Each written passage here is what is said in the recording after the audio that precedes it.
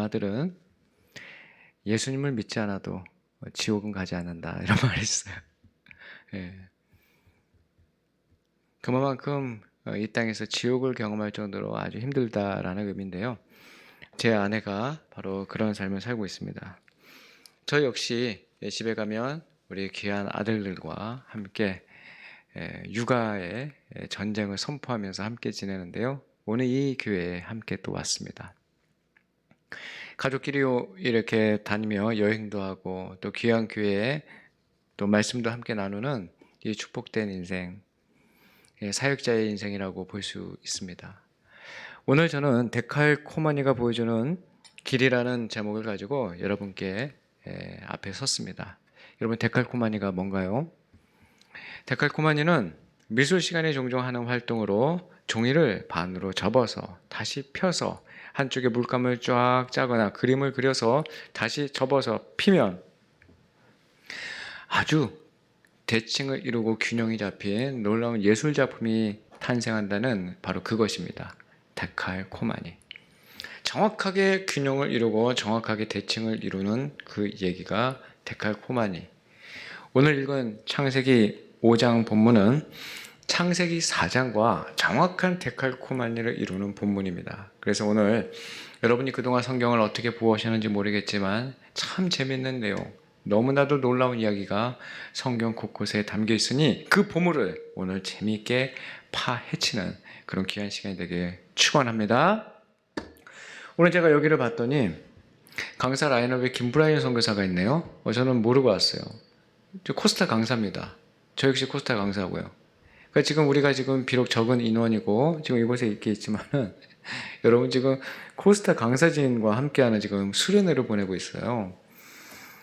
김브라이언하고는 지난 여름에도 지금 다른 곳에서 큰 집회를 같이 했고 필리핀 친구들 한 1000여 명과 함께 온라인으로 집회를 함께 했는데 오늘도 어떻게 되게 아주 열광의 찬양을 했는지 모르겠습니다. 여러분 자부심을 가지셔야 됩니다. 왜냐하면 여러분들은 지금 천지의 주제시요 이 땅의 창조주이신 만유의 왕이신 하나님의 말씀을 지금 받고 있고 그 말씀의 근거에서 이 집회를 지금 참여하고 있기 때문이에요. 오늘 슬라이드를 지금 하나하나 보면서 이 보물 하나하나 캐보죠. 성화입니다. 예수님이 있기에 성화이기도 하지만 사뭇 이상한 성화입니다. 예수님이 분명히 이 성화의 주인공일 텐데 아주 작아요. 그리고 오히려 이 성화의 주인공은 저 파란 옷을 입은 저 아저씨인 것 같습니다. 저분은 예수님의 제자인 베드로입니다. 12 제자 중에서 한 성질하고 있는 저 베드로, 다혈질의 소유자입니다. 참지 못해요. 말보다 행동이 더 앞서는 베드로, 저 베드로의 손에는 지금 칼이 들려 있습니다. 그리고 한 사람이 귀를 내리치고 있어요. 요한복음에 나오는 이 장면 너무나 잔인합니다. 어떻게 칼로 사람의 귀를 내리칠까? 예수님이 지금 잡혀가는 거예요. 자신이 3년 동안 모셨던 스승이 잡혀가는데 가만히 있으면 되겠어요? 베드로는 그걸 참지 못하고 말고의 귀를 내리치는 장면입니다. 그런데 그림에 나타나진 않지만 저 그림 장면 이후에 예수님께서 그 귀를 고치세요. 베드로에게는 따끔하게 한마디 하시면서 그 칼을 다시 꽂으라. 칼로 흥한 자는 칼로 망한다.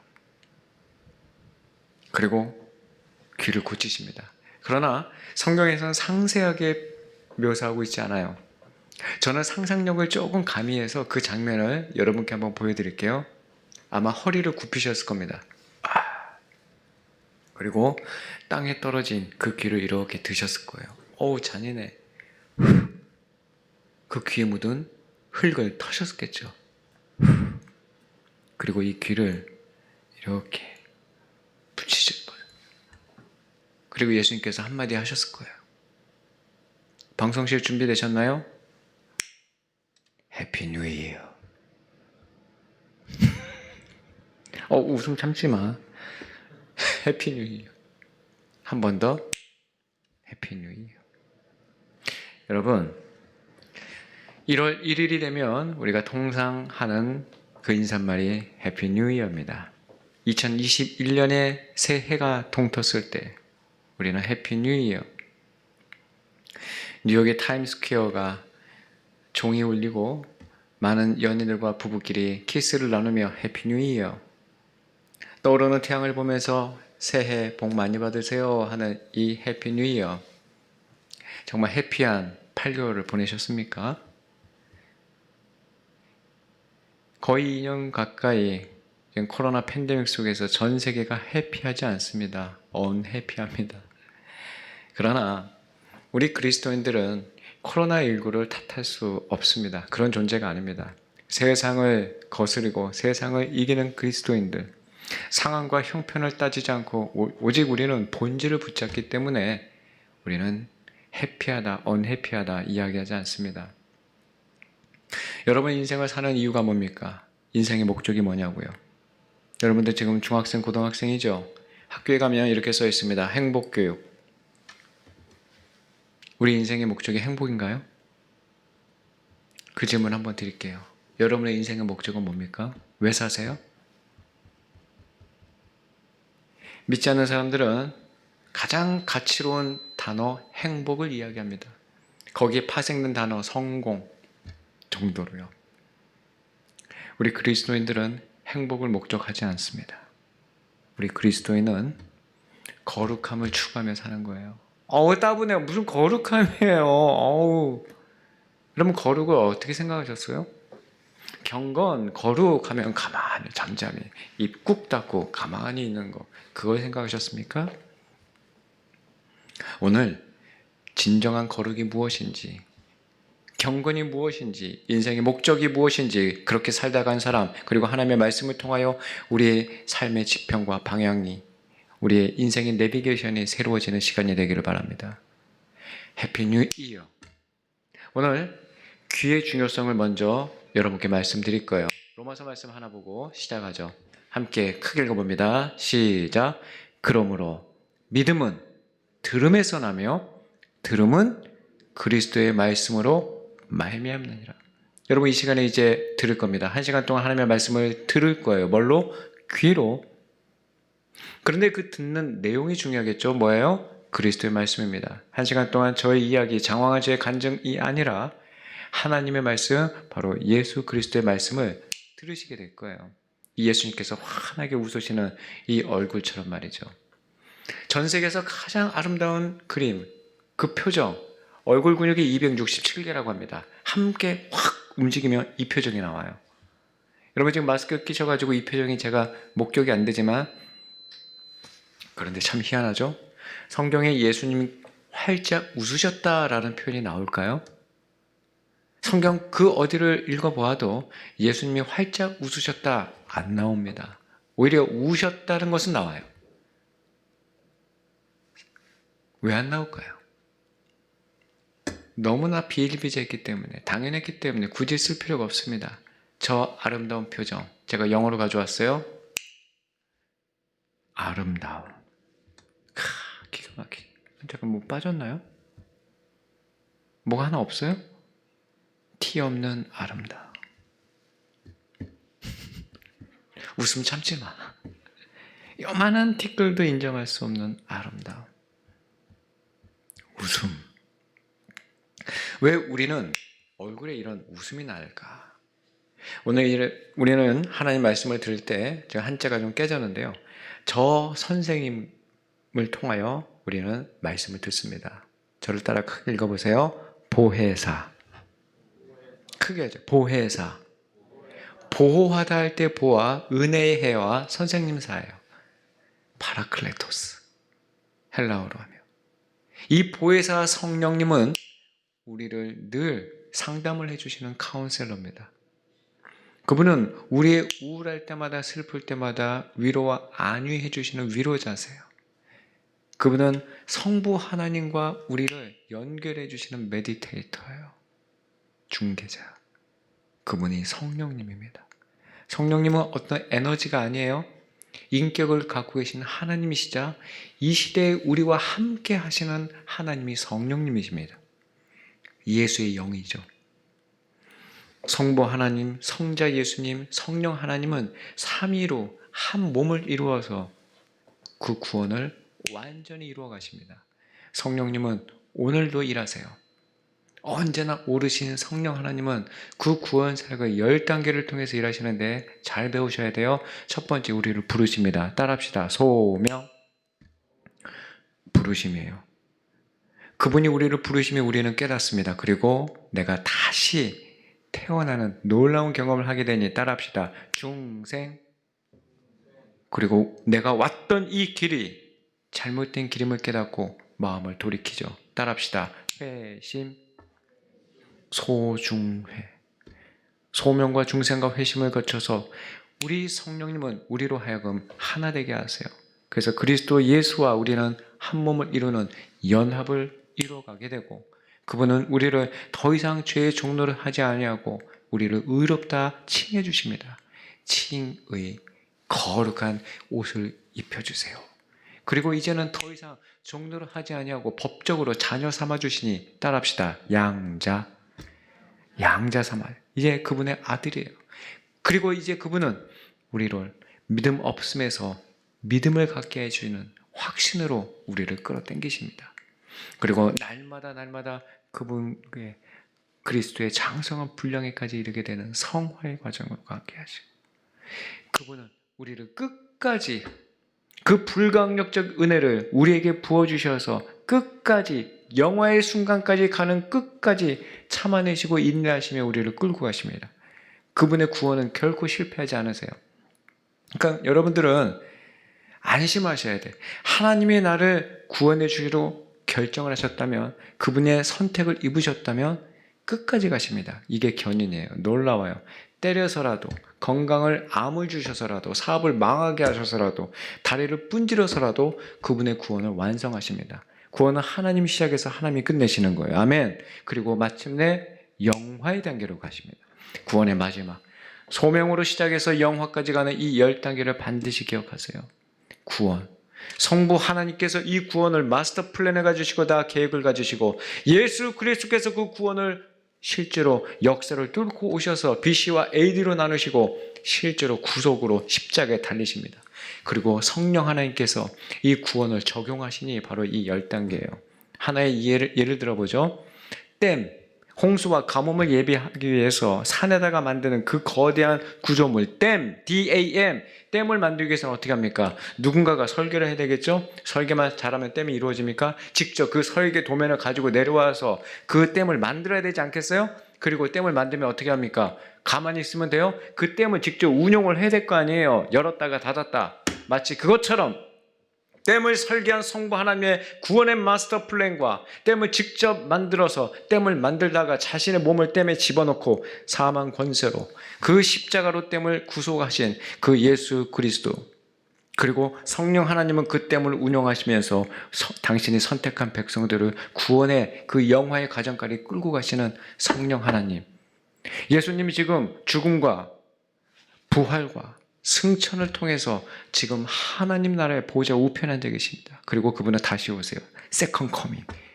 재수할 때 다시 오실 임할 재림.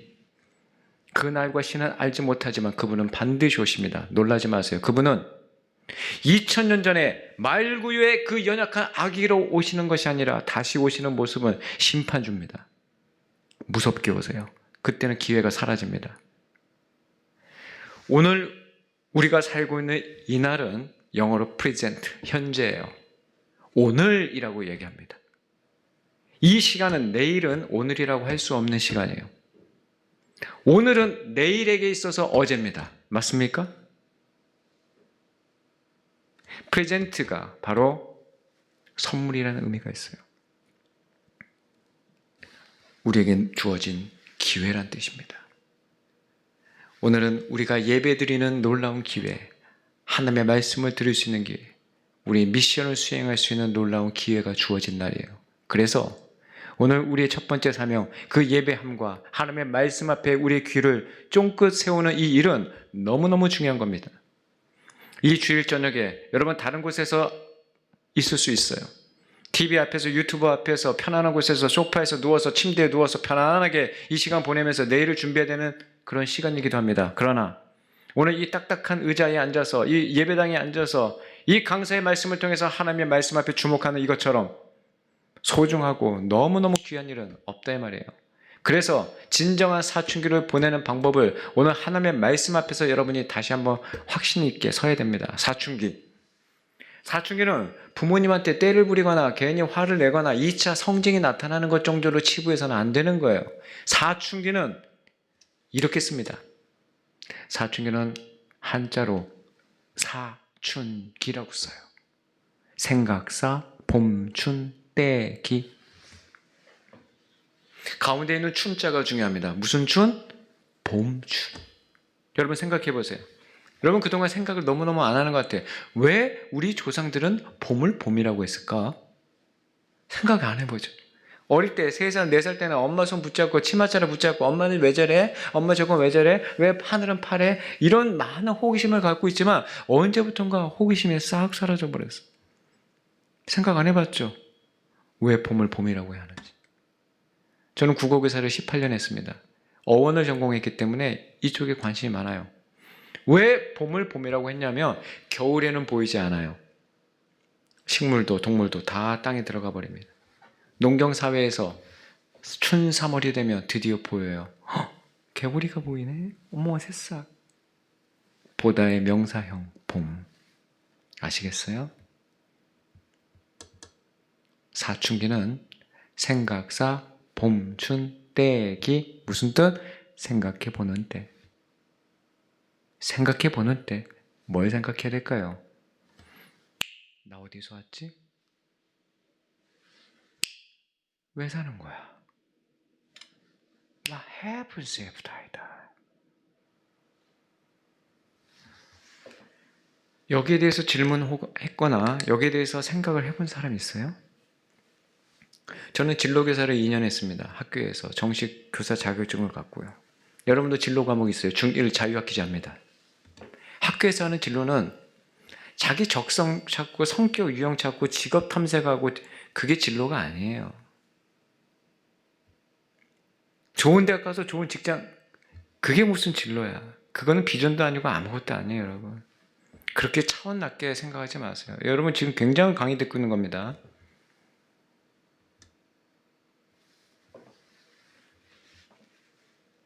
우리 사람은요, 3가지로 이루어져 있다. 첫 번째, 개나 동물, 돼지처럼 똑같이 썩으며 흙으로 돌아가는 이 바디를 갖고 있습니다. 육체, 육신. 두 번째, soul입니다. 혼을 갖고 있어요. 둘 다 감지가 됩니다. 때리면 아파, 간지르면 간지럽고, 쓰다듬어주면 기분 좋아. 육체의 감지. 마음의 상처 충분히 있죠? 격려해주고 사랑한다. 마음이 편안해지고 좋아요. 그런 친구들을 우리는 소울메이트라고 하죠. 그러나 동물에는 없는 것이 하나가 있으니 영입니다. 스피릿. 동물에겐 그것이 없어요. 그래서 우리는 동물을 먹습니다. 괜찮아요. 목사님 동물 어떻게 먹어요? 강아지 어떻게 먹어? 우리가 키우는 그 야옹이 어떻게 먹어요? 못 먹지. 정이 드니까 못 먹지. 하지만 돼지고기는 어떻게 먹어? 그 돼지를 직접 키운 그 사람은요, 그 눈망울을 보면서 매일 여물을 줬던 그분은요, 그 소 주인은 소 못 먹어요. 팔 때도 막 눈물 흘리면서 막 팔고 막 그러는 거야. 우리는 정육점에서 만나는, 식당에서 만나는 그 소와 그 돼지와 관계가 없으니 맛있게 먹는 거예요. 사실 개, 고양이 다 먹어도 상관없습니다. 곤충 먹어도 돼요. 왜? 영이 없으니. 하나님은 영이시니 우리는 영과 진리로 그분 앞에 예배드리는 영적인 존재입니다. 우리에겐 영이 있어요. 다시 질문. 다시 그 전으로 갈게요.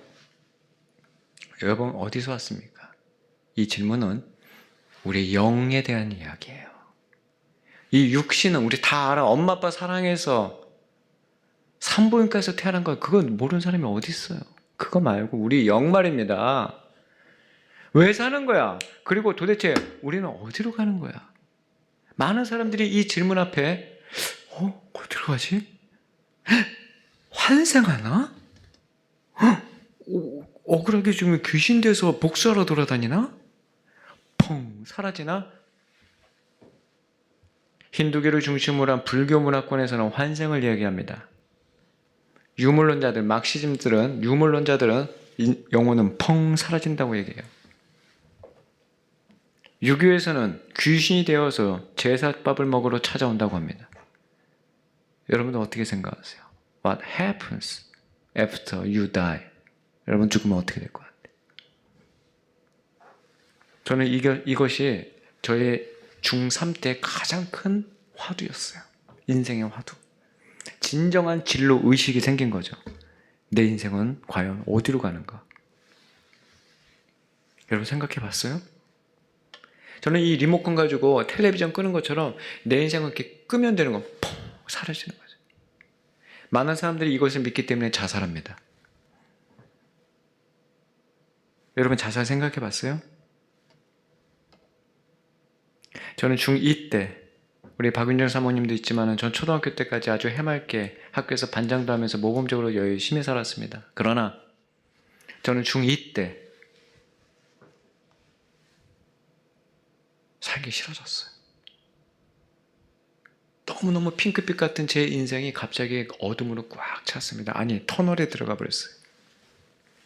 할머니로부터 우리 아빠가 다른 여자를 만나고 있다는 사실을 알게 된 거예요. 버젓이 우리 엄마가 계신데 다른 여자를 만나서 어쩐지 아버지가 집에 들어오지 않고 우리를 바라보는 그 시선이 싸늘하고 엄마와 다투는 소리가 끊이지 않고 할머니로부터 들었던 그 이야기는 점입, 가경, 갈수록 태산입니다. 다른 여자와 사이에서 애까지 있다는 거예요. 그 사실을 중2 때 들었습니다. 저는 제 밑으로 여동생이 둘이나 있어요. 저희 3남매는 완전히 인생이 터널로 들어갑니다. 저는 특별히 장남이기 때문에 장남들의 특성은 뭡니까? 아버지의 등을 보면서 커요. 아버지의 등짝을 보면서 위대한 영웅 같은 우리 아버지처럼 살아야 되겠다. 너무너무 멋졌던 우리 아버지가 한순간에 내가 죽여야 할 제 1호 대상이 되어버렸어요. 저는 진짜 아버지 등에 칼을 꽂고 싶었습니다. 우리 엄마와 우리 할머니, 내 동생들과 우리 집을 완전히 쑥대밭으로 만든 우리 아버지는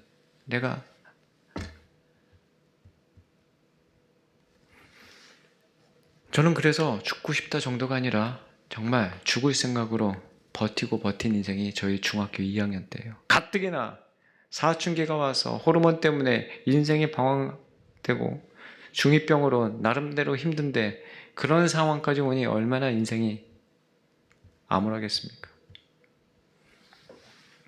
중3 때 저는 놀라운 한 사건을 맞이해요. 중2 때 같은 반이었던 한 친구가 여름에 물놀이 갔다가 죽었다는 사실을 알게 된 거예요. 1986년 8월의 어느 날 2학기가 첫 시작되는 학교에 처음 간 그날 아이들한테 들었던 첫 소식은 제 친구가 죽었다는 겁니다.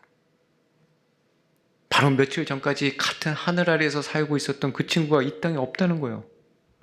인생의 기차를 같이 타고 출발했는데 그 친구가 지금 종착역도 아닌데 내려버린 겁니다. 그 친구의 종착역이 바로 16년이었던 거예요. 나는 당연히 70, 80 노인이 되어서 죽는 줄 알았어요. 어떻게 16살 만에 죽은가?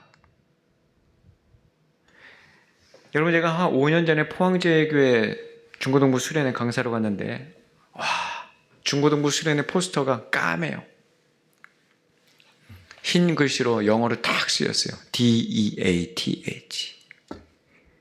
중고등부 청소년 여름 수련회 주제가 죽음이야. 진짜 잘 지었다고 나는 박수 쳐줬어요. 그리고 2박 3일 동안 죽음에 대한 메시지가 계속 나와요.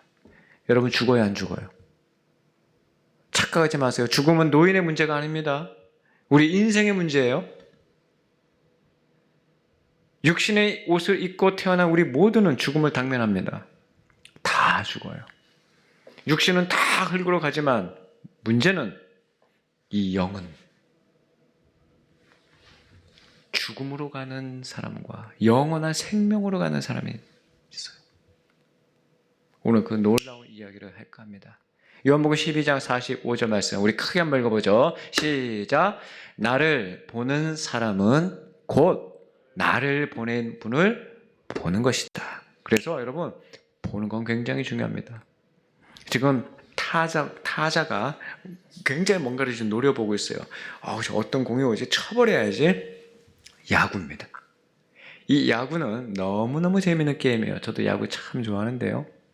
이 야구를 칠 때 저 타석에 서 있는 저 타자가 얼마나 지금 열심히 쳐다보고 있을까요? 커브인가 빠른 공인가 뭐 칠까 말까 굉장히 선택을 잘해야 됩니다. 그런데 이 타자보다도 더 중요한 포지션이 있으니 바로 야구는 투수의 노름이에요. 타자입니다. 마운드에서 공을 뿌리는 이 투수는 굉장히 야구에 있어서 승패를 좌우하죠. 자, 퀴즈. 홈에서 시작해서 1루까지 열심히 뛰고 2루 거쳐서 3루 거쳐서 다시 홈까지 와야 1점을 얻는 게임이 야구, 들야, 공구, 들에서 하는 공놀이, 야구, 호타, 준족, 잘 때리고 잘 뛰어야 돼요. 퀴즈 나갑니다. 홈에서 1루까지가 몇 미터일까요? 한번 감을 한번 해보세요. 이렇게 대충 이렇게 몇 미터 돼요? 힌트 20 넘고 30 안 돼요. 20 몇 미터. 편안하게. 틀렸다고 때리지 않으니까 편안하게. 맞았다고 상품도 없어요. 편안하게. 28. 너무 아까워. 조금만 내리세요. 20. 제가 뜸을 드리는 이유가 있어요. 이게 굉장히 중요한 숫자라서 그래요. 몇 미터? 20. 하나만 내리라니까. 7. 27이 중요한 숫자가 아니라 1루에서 2루도 27, 2루에서 3루도 27, 3루에서 홈도 27. 다이아몬드입니다. 다 더해보세요. 오늘은 산수를 많이 해야 돼요. 몇 미터? 108m. 야구는 108의 게임이에요. 야구공의 실밥이 108입니다.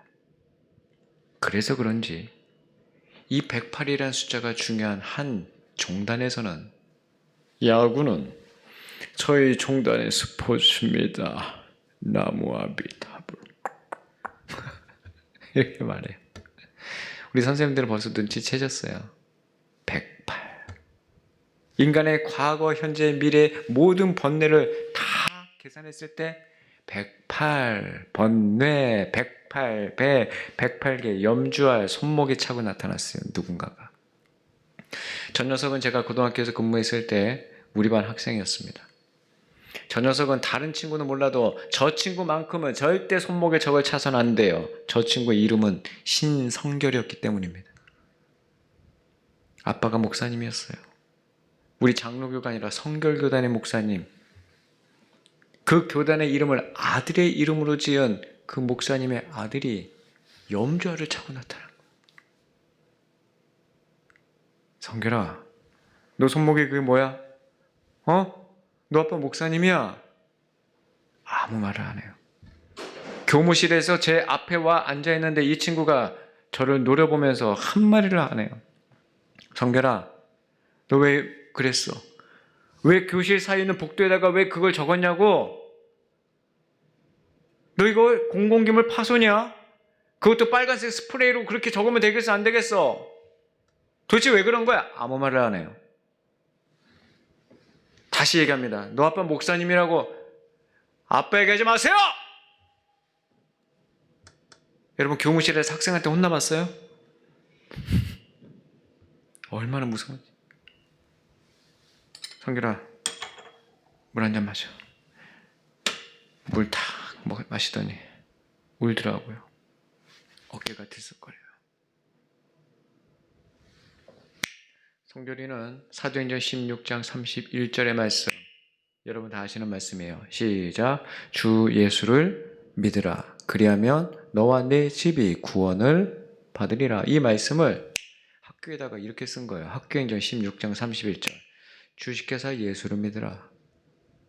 그리하면 너와 내 집이 구원이 있으리니 10원은 기대하지 말라. 1원은 11절니까. 강단에서 많은 사람들 앞에서는 분명히 아빠가 목사님이었습니다. 하나님을 사랑하고 이웃을 사랑하라고 십자가를 이야기했던 그 아빠가 집에서는 목사님이 아닌 거예요. 컴퓨터에는 늘 주식 프로그램이 있고 성도들의 11조 타령을 하면서 늘 돈. 아빠의 그 설교 내용과 그 삶이 일치가 되지 않는 그 모습을 보며 성결이가 인생이 무너지고 있었어요. 목에 차고 있었던 십자가 목걸이를 뜯어버리고 손에 불교의 108개의 염좌를 감았어요. 성결이는 그렇게 극심하게 생각해 보는 시기를 지나가고 있었습니다. 성결이도 저처럼 아빠가 한때는 가장 위대하고 영웅이었겠지만 그 아빠의 삶에 균열이 난 그 모습을 보며 인생의 심각한 사춘기를 보내고 있었어요. 여러분, 저 염주알은 박달나무로 만듭니다. 잘게 깎아가지고 동그랗게 만들어서 연결을 하는데 놀랍게도 불교의 발흥지인 인도가 아니라 불교가 꽃폈던 중국이 아니라 불교가 고급화되었던 일본이 아니라 바로 우리나라에 전 세계에서 가장 큰 염주알이 있다는 사실 여러분 아시나요? 저기 강원도 원주에 가면 있습니다. 관음사에. 얼마나 큰지 몰라요. 그런데 이 108개의 염주알도 크기가 미세하게 다른데 가장 큰 염주알을 보여드릴게요. 이거예요. 저 아저씨가 딱 안고 있는 염주알. 저 염주알에 제목이 있습니다. 뭘까요? 인간의 번뇌 108개 중에서 가장 큰 번뇌가 뭘까요, 여러분? 한번 생각해봐. 성적? 청소년들은 제가 기회를 10번 드려도 못 맞힐 거예요. 그러니까 여러분들의 번뇌 고민은 고민하는 청소년이라고 얘기하지만 진짜 고민이 아닌 거예요. 자녀예요. 자녀가 없으니 여러분들은 고민이 있을 리가 없죠. 여러분들이 부모님의 첫 번째 기도 제목은 뭘까요? 바로 여러분입니다. 그만큼 여러분이 소중해요. 불교에서도 예외는 아닙니다. 내 아들 녀석, 내 딸 하면서 저 아저씨도 지금 부처에게 기도하고 있을 거예요. 사랑하는 여러분, 여러분의 기도 제목이 뭔지 궁금합니다. 마치 요술램프처럼 비비면 나오는 진이를 불러서 내 인생의 보탬이 되어달라, 힘이 되어달라, 도와달라고 하는 그런 하나님으로 열심히 요술램프 비비는 것으로 기도를 하고 있지 않나요? 여러분의 기도가 뭔지 궁금합니다. 평소에는 한 번도 안 하다가 그냥 습관에 된 그 식기도 한번, 고개 한번 꾸벅 5초 끝. 한 번 할 때가 언제? 시험 기간 때, 중간고사 벌벌 떨고 있을 때, 시험지 막 뒤로 막 넘어올 때, 그때 하나님 도와주세요. 찍어도 맡겨주세요. 그때 한 번. 고3 정도가 돼야지. 대학이 확 앞에 있으니까 이제서야 발등에 불 들었을 때 좀 도와주세요. 인생이 막막합니다. 그때 한 번. 몸이 좀 아파봐야지. 엄마 아빠 크게 싸워서 집안이 깨질 정도가 돼야지. 큰 고난 앞에서 우리는 그때서야 좀 기도하는 거죠. 평소에 기도 안 합니다. 여러분, 기도가 뭘까요? 저는 그 기도의 정의부터 좀 얘기하고 싶어. 기독교에서 굉장히 중요한 이 기도라는 거, 말씀이라는 거, 찬양이라는 거, 다른 건 다 알 것 같아요. 말씀은 하나님의 말씀을 듣는 거고, 찬양은 하나님을 높여드리는 건 알겠어요. 기도는 뭐냔 말이에요, 도대체. 왜냐하면 기도도 다른 종교에서 다 하거든. 똑같이, 안 그래요? 내용도 다 똑같아. 부처 앞에서 머리를 조아리는 거나 태양이 떠오를 때 그 새해를 보면서 비는 거나 십자가 앞에서 나와서 하는 거나 내용이 별반 안 달라요. 세 가지입니다. 다 수렴해 보면 다 세 가지야. 돈, 부족하지 않은 경제력을 저희 가정에 부어주옵소서. 부인하시겠어요? 사업 잘 되게 해주세요. 직장 같은 거 다 그거예요. 두 번째, 건강. 그거 아니에요? 세 번째, 자녀.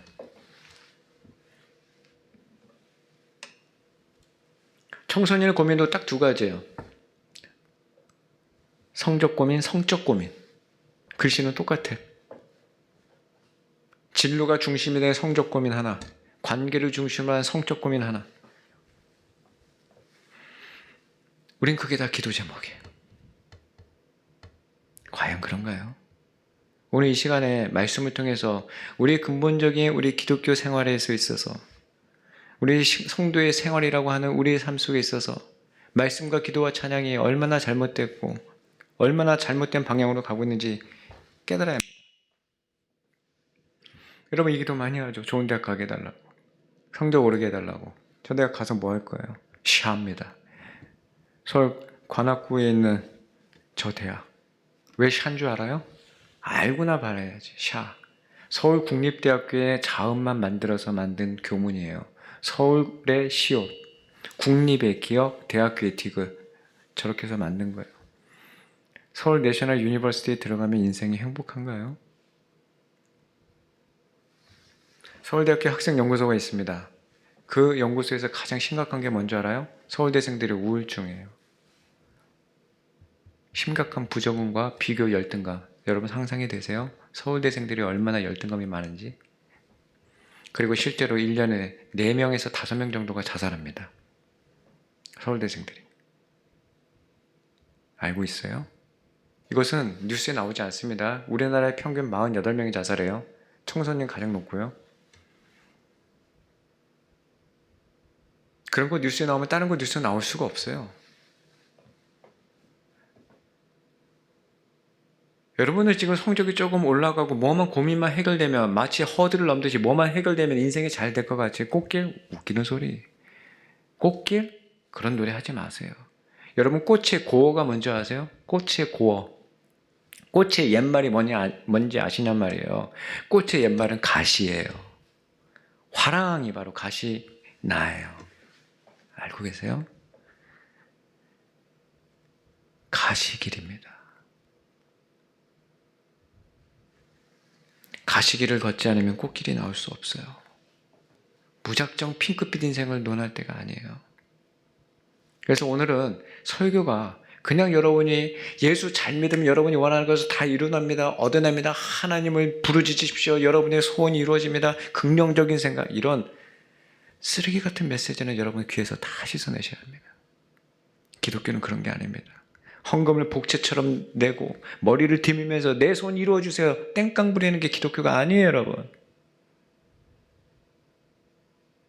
내 뜻을 관철시키기 위해서 하나님을 끌어당기고 도와달라고 하는 게 기독교가 아니에요, 여러분. 그런 종교를 원한다면 복채 들고 점집에 가세요. 내 인생 어떻게 돼요? 궁금합니다. 뭐를 피해야 돼요? 8월에 물을 피하세요. 그런 얘기 들을 거예요. 여러분, 진짜 하나님이 누구신지, 그분은 이 땅을 창조하시고 가장 관심 있고 사랑하시는 우리 인간들에게 어떤 마음을 갖고 계신지, 그분의 마음을 헤아리는 것, 그분의 영광과 그분의 나라와 그분의 이름이 이 땅에 이루어지는 것, 그것이 우리의 기도 제목이 되어야 돼요. 그분을 가슴에 품어대는 거예요. 이게 기독교예요. 그게 기독교는 사랑의 종교예요. 그 기독교는 사랑의 종교라니까 뭐 자꾸 뭐 봉사하고 자꾸 이런 생각하는데 아니에요. 뭘 사랑해야 돼요? 하나님 사랑. 나를 창조하시고 나를 사랑의 눈빛으로 바라보시는 나 또한 그분을 발견하고 그분을 진심으로 사랑하는 것이 기독교입니다. 그게 돼야 그 다음이 내 손과 발이 움직여지면서 섬기기 시작하는 거예요. 뭐 어줍지 않게 하나님도 잘 모르면서 그냥 자꾸 뭐 들고 뛰고 날려고 무슨 선교 여행을 가려고 그래. 사랑하는 여러분, 오늘 말씀 하나 더 읽어보죠. 크게 읽습니다. 단전에 힘을 딱 주고 크게 시작. 하나님을 따라 의와 진리의 거룩함으로 지으심을 받은 새 사람을 입으라. 오늘 이 말씀을 통해서, 이 집회를 통해서, 이 중고등부 수련회를 통해서 여러분들은 새 사람을 입으셔야 합니다. 새 사람. 갑자기 뭐 16년 살았는데 무슨 새 사람을 입어요? 그런 피상적인 생각 하지 마세요. 거듭나야 된다는 그 예수님의 말씀 앞에 내가 다시 어떻게 엄마 뱃속으로 들어갑니까? 니고데모가 그렇게 얘기했거든요. 세 사람은 그런 내용이 아니에요. 바로 예수님을 아는 거예요. 저 사람은 자신의 행복을 위해서 열심히 살아왔습니다. 나름대로 행복하게 산 사람이에요. 미국 많은 토크쇼에서도 자주 나온 사람입니다. 이름은 코디 브라운. 잘 보세요. 뭘로 나온 것 같아요? 저 남자는 공식적으로 부인이 4명입니다. 바람을 핀 게 아니라 공식적 부인이 4명이 아니에요. 일부 다처제. 미국 사회에서 아주 독특한, 한 여자와 결혼했다가 이혼했다 그게 아니라 동시다발적으로, 그리고 이 4여자를 통해서 자녀를 이렇게 많이 낳았어요. 코디 브라운 패밀리 트리. 5년 전 데이트합니다. 지금 3명이 더 늘었어요. 이 사람은 자기가 세상에서 가장 행복한 남자라고 이야기합니다. 5년 전에. 그런데 놀라운 소식을 최근에 들었어요. 이혼했답니다. 다 이혼했대요. 싸그리. 그런데 더 놀라운 사실은 그 사람은 여전히 나는 지금도 행복하대요. 도대체 이게 뭔가? 여러분, 행복, 아까 화두로 던졌던 그 행복, 지금 포스트 모던이에요. 후기 현대주의입니다. 무슨 뜻이에요? 지금은 서로 상대적이다. Don't touch. 내 인생에 관여하지 말라. 내가 이루고 내가 기준 삼은 이 행복은 누구도 침해할 수 없고 누구도 정의 내릴 수 없다. 나는 4명의 여자와 함께 사는 일부 다처제가 행복이라고 정의한 만큼 너는 내 행복에 대해서 관여하지 말아라. 이게 포스트 모던이에요. 세상은 지금 이렇게 흘러가고 있습니다. 내가 생각하는 것이 진리다 이거예요. 이것이 상대주의적입니다. 상대주의입니다. 나는 남자가 땡기는 걸 네가 왜 참견이야? 동성애 이제는 허락해. 그 논리대로 가면 이제는 소아성애, 심지어 수간, 사물성애자까지 나옵니다. 아이폰하고 결혼한 사람 봤어요? 나왔어요, 미국에서. 사물성애자들이 나옵니다. 수간, 동물하고 관계 맺어요, 성관계를. 여러분, 지금은 더럽다고 하죠. 불과 20년 전만 해도 동성애 우액했어요. 지금은 굉장히 허용적입니다. 내 인생에 관여하지 마. 내가 행복하다고 얘기하는데 네가 뭐냐? 이거예요. 절대적 기준, 그것을 우리는 캐논이라고 합니다. 기독교는 절대적 기준인 캐논을 갖고 있는 사람들이에요. 하나님의 말씀이죠. 이 절대적인 룰러, 자저, 이게 없으면 길이가 짧은지 긴지 몰라요. 코디 브라운이 행복하다는데 어떻게 할 거야? 오늘 우리는 코디 브라운의 조상격인 한 사람을 만나게 됩니다. 아까 여러분이 읽었던 본문은 창세기 5장이에요. 그런데 창세기 5장과 정확하게 대칭을 이루고 있는 데칼코마니 한 장이 창세기 4장이라고 했습니다. 다 읽지는 않을 거예요. 시간이 없어서. 창세기 4장에 보니까 카인의 계보가 나옵니다. 카인은 누굽니까? 카인은 인류 최초로 사람에게서 태어난 사람이에요. 아빠가 아담입니다. 아주 유명한 사람이에요. 엄마는 하와입니다. 그 부부의 장남이 카인이에요. 그런데 이 카인이 최초의 살인자라는 거 아세요? 그것도 자기 동생을 죽였어. 그 카인은 창세기 4장 19절에 보니까 하나님을 떠나서 에덴의 동쪽 놋 땅에 거주합니다. 그리고 아들을 낳으니 에녹이에요. 그리고 성을 쌓아요. 캐슬. 그리고 그 캐슬 이름을 에녹 캐슬이라고 합니다. 그리고 그 에녹은 이랏을 낳고, 이랏은 무야일을 낳고, 무야일은 무드사일을 낳고, 무드사일은 라멕을 낳습니다. 빨간색으로 표시된 이 라멕은 아담의 계통의 바로 7대 손이에요. 카인 계열의 아담으로부터 시작된 7대 손 이 라멕은 성경에서 꽤나 자세히 설명하고 있습니다. 다른 사람들은 그냥 누가 누구를 낳고 이렇게 지나가지만 이 라멕은 꽤 상세히 라멕에 대해서 설명해요. 라멕은 어떤 사람인가? 자녀가 4명이다. 저처럼 아들이 4, 딸이 하나. 첫째는 야발. 심지어는 이 야발이 어떤 직업에 종사하고 있다는 것까지 나옵니다. 육축 치는 자의 조상. 둘째는 유발, 연주자. 셋째는 두발감, 요즘으로 얘기하면 공대 간 거예요. 테크니션, 기술자. 넷째는 딸인데요. 직업이 안 나옵니다. 그냥 예쁘게 재미있게 잘 살다가 좋은 남자 만나서 시집가라 나아마야 3남 1녀. 저랑 똑같네요. 공교롭게도. 이게 라멕이에요. 여러분 이 7이라는 숫자는 굉장히 중요합니다. 완전수. 카인의 계열에 들어가 있는 아담의 7대손 누구? 라멕. 꼭 기억하세요. 크게 얘기합시다. 시작. 라멕. 데칼코마니 왼쪽에 있는 사람의 이름 누구라고요? 라멕. 잘 따라오셔야 돼요. 이제는 데칼코마니 오른쪽에 있는 한 사람을 보겠습니다. 그 사람을 보기에 앞서 이 라멕이 어떤 사람인지를 잘 알려주는 23절, 24절의 노래를 소개할게요. 라멕이 어느 날 집에 들어와서 노래를 불러요. 내 아내들이여. 무슨 소리야? 맞아요. 코디 브라운처럼 일부 다처제를 처음으로 시도한 사람이 바로 이 라멕입니다. 하나님이 한 남자와 한 여자를 부부로 맺어주신 것을 배격하고 깨트려버리고 지 멋대로 제 눈에 아름다운 여인 아다와 실라를 두 부인으로 맞이한 사람 누구로? 라멕. 이 라멕이 어느 날 집에 들어와서 이렇게 노래를 부른 거예요. Come on! 아다야 실라요 내 말을 들으라. 내 말에 기울이라. 내게 상처를 입힌 남자를 내가 죽였다. 내게 나를 상하게 한 젊은이를 내가 죽였다고. 만약 가인을 위한 복수가 7배라면 나 라멕을 위해서는 77배나 될걸? 하나님이 어디 있어? 웃기려.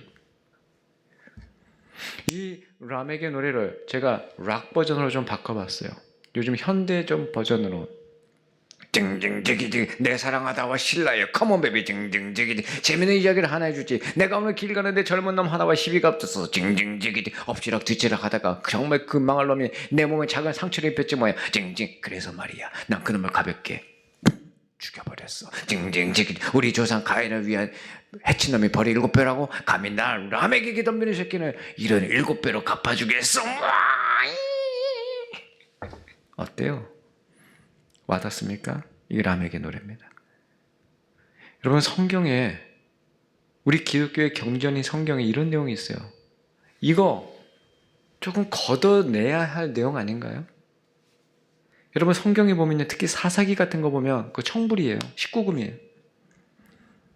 막 토막 내고 막 사람 막 여기다가 관자놀이에다가 막 사람 못 박아버리고 열왕기상 막 역대상 이런 데 보면 사람 잔인하게 폭력성이 장난 아닌 게 성경이에요. 이런 게 왜 들어있을까? 여러분 성경은 그동안 너무 위인전처럼 보는 경향이 있어요. 누구처럼 살아야지. 훌륭해. 따뜻한 물론 시편처럼 아름다운 시도 있지만 아가서 같은 그런 아름다운 이야기도 있지만 정말 솔직하게 다 이야기하는 우리 인간의 죄성을 그대로 얘기해요. 데칼코마니 왼쪽에 있는 사람 아담에부터 시작했던 카인의 계열 제7대손 누구라고요? 라멕. 라멕의 노래. 이제 오른쪽에 그 사람을 한번 이야기합시다. 그 이야기를 하기에 앞서 나는 이 라멕의 노래를 들으면 이 노래가 생각이 나. 1980년대 제가 중학생 때 한참 불렀던 노래 Girl Just What I Have Upon I come on in the morning light. 아침에 집에 돌아와? 뮤직비디오를 봐야 알아요. 밤새도록 클럽에서 헤로인 뽕 맞고 마약하고 막 1980년대요. 코에다 피어싱하고 이런 여자애가 집에 들어와서 엄마하고 싸우는 내용이에요. 엄마 말하지 마. 내 인생에 대한 계획을 내가 세우고 있냐고. 나는 그런 거 관심 없어. 행운아가 아니야. 소녀들이란 단지 재밌는 걸 원한다고. 하나님이 어디 있어? 엄마 내 인생에 관여하지 마. 마치 그 사춘기 청소년처럼 라멕은 하나님을 거부하고 에덴의 동쪽 놋 땅에서 자신의 바운더리 에노케스 안에서 자녀들을 4명을 낳고 나름대로의 행복을 구가하면서 살고 있습니다. 누가요? 라멕이. 잘 따라와야 돼요. 데칼코마니 오른쪽 갑니다. 여러분이 읽었던 거예요. 개역 개정에는 아라비아 숫자가 나오지 않고 한글로 나와서 잘 눈에 들어오지 않는데 제가 우리말 성경으로 가져왔어요. 아라비아 숫자가 나오니까 숫자가 보이니까 뭐야 이러니까 내가 성경을 못 믿어. 이거 뭐야 이거. 뭐야 이거 365년 뭐야 저거 180에 사람을 낳아? 뭐야 780년 잠깐 더 보자. 뭐야 969년 이거 뭐야. 왜 이런 거 가지고 선생님한테 왜 여러분 얘기 안 해요? 여러분 청소년이잖아. 학교에서 배우는 그 지성과 냉철한 그 이성 어디 갔어? 왜 이런 거 얘기 안 해? 여러분 어차피 안 믿는 거야. 그러니까 믿으려는 마음이 없으니까 여기에 대해서 별로 이렇게 반감도 안 생겨. 어차피 안 믿으니까. 안 그래요 솔직히? 신화니까 어차피 성경은. 안 그래요? 좀 믿겠다고 마음이 들면 여기서 탁 걸려야 되는 거 아니야? 이게 청소년의 폐기예요. 선생님 이거 안 믿게 이게 뭐예요? 도대체 과학적으로 맞아요 이게? 1000년 가까이 살잖아요. 이거 뭐예요? 무드셀라 뭐예요 저거? 여러분 입장 바꿔 생각해 봅시다. 여러분이 누군가를 사기를 치려면 그럴듯하게 치는 거 아니야? 그렇지 않아요?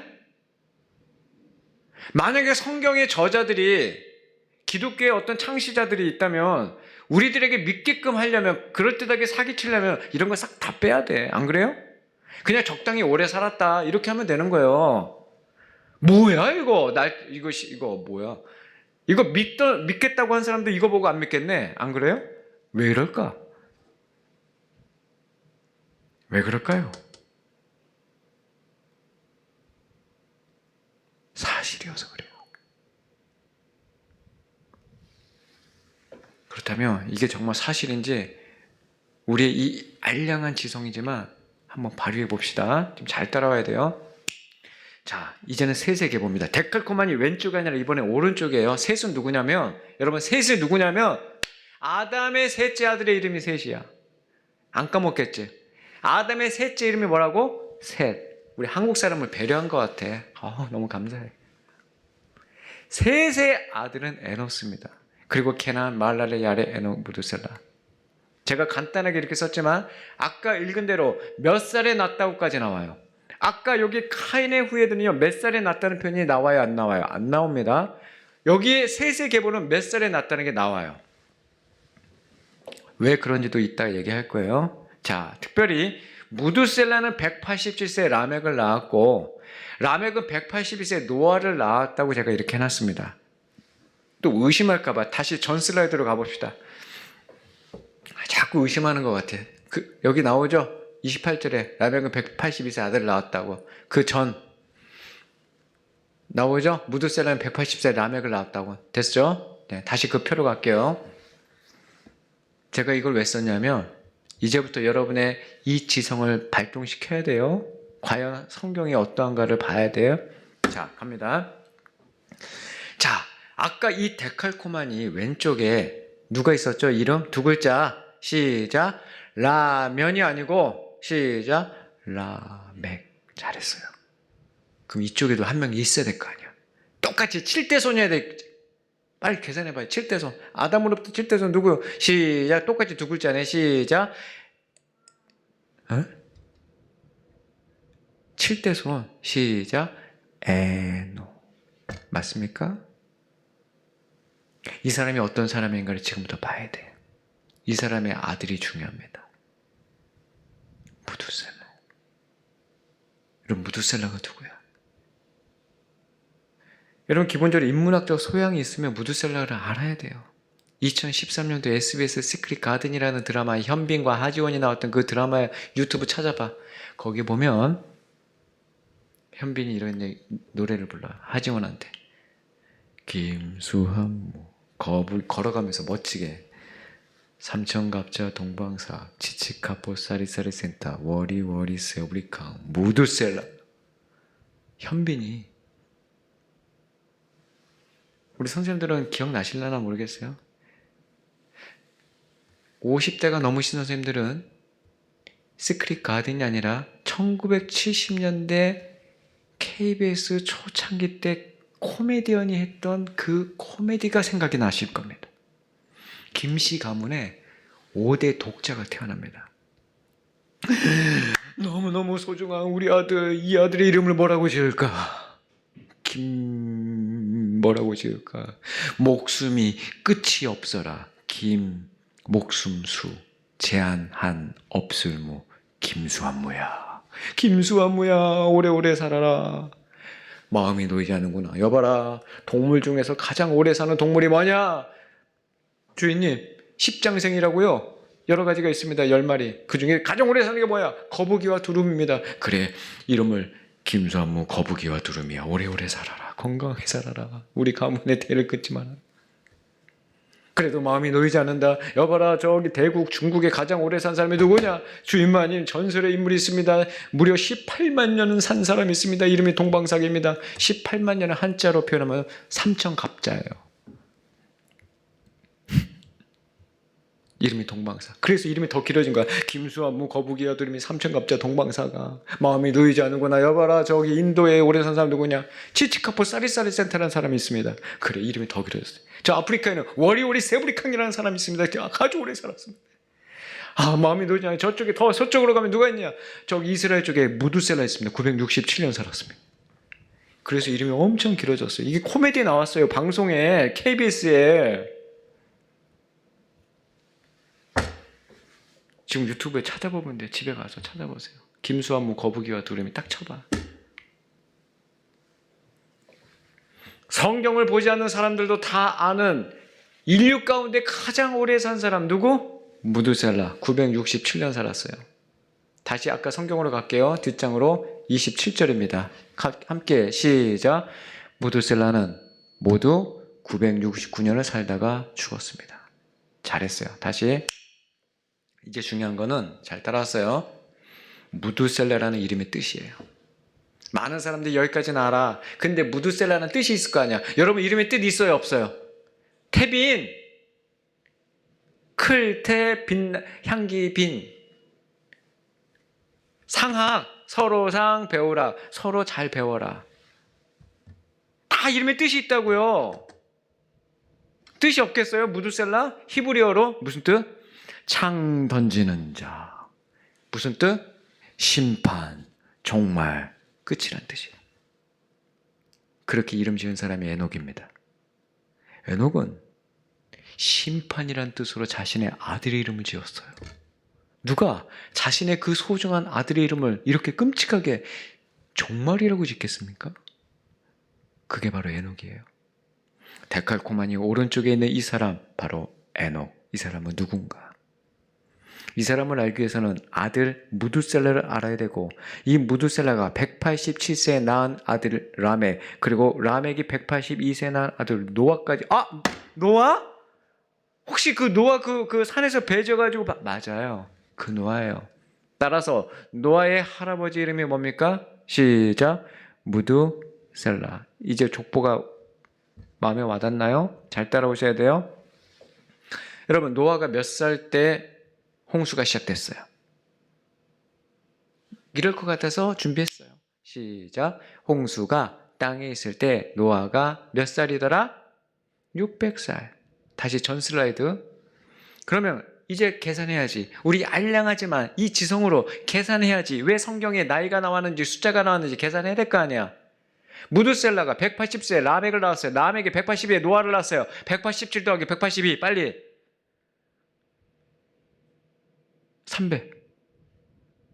360 369 369. 아까 600세에 홍수가 시작됐다고 그랬죠. 369 더하기 600 969. 다시 전 슬라이드 27장 27절. 무두셀라는 몇 년 살다 죽었다? 969년 살다 죽었다. 무두셀라가 무슨 뜻이다? 심판. 무슨 말이에요? 무두셀라가 죽은 날이 홍수 심판이 이루어진 날이에요. 여러분, 산에서 배 짓던 노아 있잖아요. 산에서 혼자 배 짓는 게 아니에요. 집에 가면 누가 계셨어? 할아버지 무두셀라가 계셨어요. 외롭게 혼자서 빚은 게 아니라고요. 셋의 후손들이 있었단 말이에요.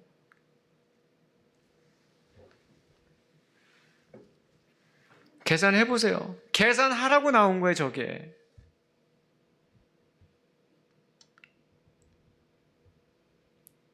창세기 4장에 나오는 그 가인의 후예들은 나이가 나오지 않습니다. 왜? 그들도 분명히 800, 900 다 살았어요. 목사님 자꾸 800, 900 하시는데 그게 안 믿어진다니까요. 그럴 줄 알고 얘기합니다. 여러분 공룡 있었어요? 없었어요? 공룡 있었어? 없었어? 지금은 없으니까 없어요? 공룡 있었어요. 어느 순간 공룡이 사라졌습니다. 왜? 전 지구적으로 어떤 한 사건이 있었어요. 이 사건에 대한 전설과 이 사건에 대한 이야기는 어느 나라에 없는 나라가 없습니다. 전 지구적으로 대홍수 사건이 있어요. 여러분 중국인들의 글자 한자는 갑골 문자라고요. 중국인들의 원시 중국인들이 썼던 그 글자에 보면 배선자가 나옵니다. 여객선, 화물선 할 때 배선자. 거기에는요 큰 배 주자에다가 8팔이 나와요. 입구가 나옵니다. 입구는 사람이란 뜻이에요. 식구할 때 먹는 사람. 8명이 배를 타고 있다. 이게 큰 배자 선이에요. 전 세계 전 지구적으로 대홍수 사건이 일어나서 지금의 이 열악한 지구가 됐다는 것은 모든 과학자들이 이구동성으로 말합니다. 얼마 전에 뉴욕에서 대홍수가 나는데 기사가 어떻게 쓴 줄 아세요? 하늘에서 나야가라 폭포가 떨어졌다 이렇게 표현합니다. 성경에 보면 40일 주야로 하늘이 열려버리고 그냥 비가 주룩주룩 오는 게 아니라 우리가 그리는 것처럼 이렇게 오는 게 아니라 양동이로 퍼붓듯이 내리 40일을. 지금 3일만 그렇게 내려도요 완전 침수됩니다. 근데 40일을. 무슨 얘기냐? 지구가 이렇게 있는데 옛날의 지구는 어땠냐면요. 지구를 둘러싸고 있는 수권층이 있었어요. 이건 내 얘기가 아니에요. 과학자들 얘기예요. 수권층이 있었어요. 이 수권층이 어느 날 사라집니다. 이 수권층이 있었다는 여러 가지 증거들이 나오는데 북극과 남극에도 화렵수, 커다란 잎사귀가 발견돼요. 지금도 비닐하우스에 잘 들어야 돼요. 비닐하우스가 있는데 난로를 한 군데만 딱 해놔도 비닐하우스에다 물을 이렇게 흘려놓잖아요. 지붕에다가. 그러면 난로가 저 한 군데만 있어도 골고루 따뜻해. 대류현상. 그리고 동굴에서 벽화가 있는데 뭐냐면요. 태양을 어떻게 그리냐면 찌글찌글하게 타원형으로 그려내요. 동굴에. 유리컵에다가 젓가락을 꽂아놓으면 굴절 현상 때문에 휘어 보이는 현상이 있죠. 마치 그것처럼 지구가 이렇게 있지만 저 태양이 어떻게 보이냐면 이 물층, 수권층 때문에 태양이 찌글찌글해 보여요. 유치원 애들한테도 햇님 그려봐 하면 애들 동그랗게 그립니다. 왜? 수권층이 다 사라졌어요. 지금의 이 열악한 지구가 됐습니다. 열대, 너무너무 뜨겁고 너무너무 추운 지구, 이 열악한 지구가 되었어요. 사람의 수명이 확 줄어듭니다. 옛날에는요 사과 하나가 지금 수박만 했어요. 옛날 진짜 지구가 얼마나 이 에덴 동산 때는 지구가 사람의 평균 수명이 800, 900, 아담이 930에 죽어요. 사실 무드셀라가 969라서 놀랐지만 사실 다른 사람보다 불과 10몇 년 더 산 것밖에 안 돼요. 여러분 성경은요 유대인들의 신화가 아니에요. 놀라운 과학서입니다. 노아가 600세에 홍수가 시작됐는데 바로 전해 노아가 599세 이런 일이 있다고 나는 상상을 해봅니다. 성경에는 안 나오지만 충분히 상상 가능해요. 이런 거 말이죠. 할아버지 식사하셨습니까? 노아야 오늘도 배를 열심히 지었느냐? 아예 할아버지 어깨가 너무 아픕니다. 파스 좀 없을까요? 노아야 이리 오너라 할아버지가 주물러 줄 테니. 할아버지 오늘 식사 많이 하셨어요? 그럼 우리 노아 올해 나이가 몇이더라? 599입니다. 할아버지 올해 잠깐만 할아버지 지금 968세십니다. 10족 가운데 가장 최장수를 기록 중이십니다. 더 건강하셔야 합니다, 할아버지. 와야. 우리 손주 노아가 이렇게 열심히 하나님 말씀대로 살아가고 사람들이 미친 노인네라고 이야기하는데도 이 산에다 배를 짓는 것 보니 나는 우리 노아가 이 믿음을 잘 지켜가는 것이 너무나 뿌듯하고 자랑스럽다. 노아야, 네, 그런 의미에서 옛날 얘기 하나 해주랴. 할아버지 제가 몇 살인데요. 해주세요. 그래, 내가 아주 어릴 때다. 내가 300살 때야. 거의 600년 전 얘기지. 난 근데 그날이 지금도 또렷이 기억이 나는구나. 도아야, 너 내 아버지 이름을 기억하느냐? 그럼요. 에녹 할아버지잖아요. 증조 할아버지. 하나님과 동행하다가 그렇게 일찍 이 땅에서 사라지신, 아마 365년밖에 못 사셨죠, 아마? 그래, 우리 아버지 에녹이다. 나는 그날을 기억한다. 내가 300살 때 우리 아버지 365세였다. 우리 아버지가 나를 65세에 낳으셨지. 그날도 나는 우리 아버지 손을 붙들고 함께 걸었다.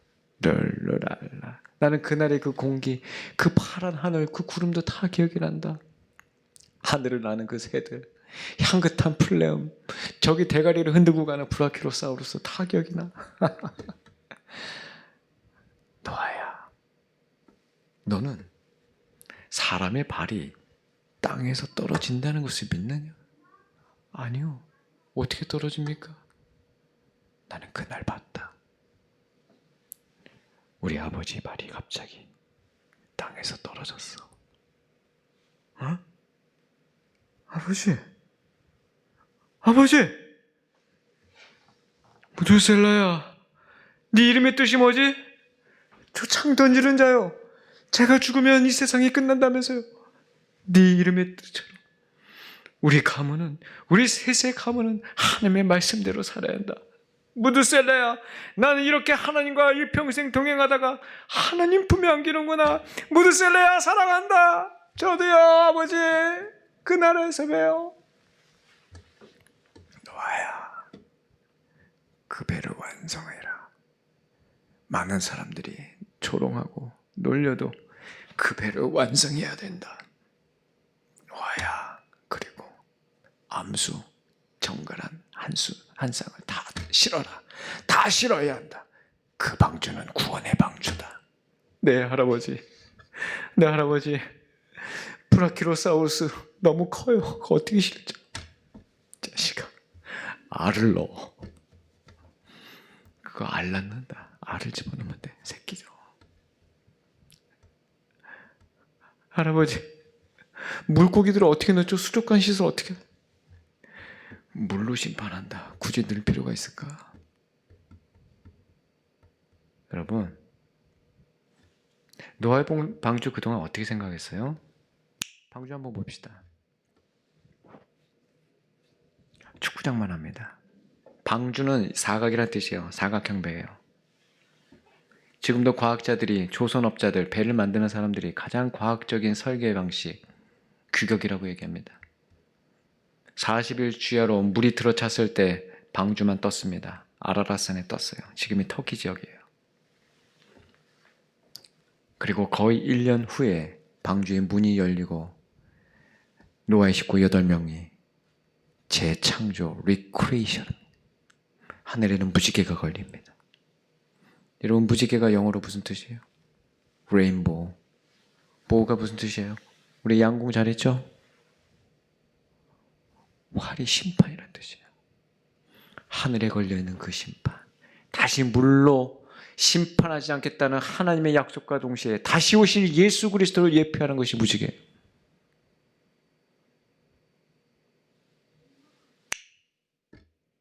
홍수 후에 성경에 나오는 인물들의 수명을 보세요. 족장시대 아브라함, 모세 다 보세요. 100단위로 뚝 떨어지죠? 지구를 뒤덮고 있는 수권층, 물층이 사라지면서 인간의 수명은 급격하게 떨어집니다. 여러분, 조선시대 때 평균 수명이 몇 년인지 아세요? 사람의 수명이? 조선시대 때 그렇게 잘 먹고 잘 지냈던 왕들의 평균 수명이 43.8세야. 여러분 조선의 왕으로 사시겠어요? 대한민국의 그냥 국민으로 사시겠어요? 영조만 80 넘었어요. 왕들 보세요. 다 40, 50대 다 죽었어. 영양이 좋아지고 의료가 좋아지면서 지금 7, 80 다시 100세 시대로 올라가고 있는 거예요. 성경처럼 과학적인 책 있으면 나와보라 그래요. 청소년들이라면 적어도 날카로운 지성으로 학교에서 배우는 국영수, 과학, 사회 가지고 도대체 뭐 하는 거예요? 그 학문으로 하나님의 말씀이 정말 그러한가를 상고해보며 그 말씀 앞에 여러분 무릎을 꿇어야 합니다. 신약에 가면 유다서라는 책이 있어요. 이 책에 보면 이렇게 나옵니다. 크게 읽어보자. 시작. 아담의 7대손 에녹도 이들에 대해 이렇게 예언했습니다.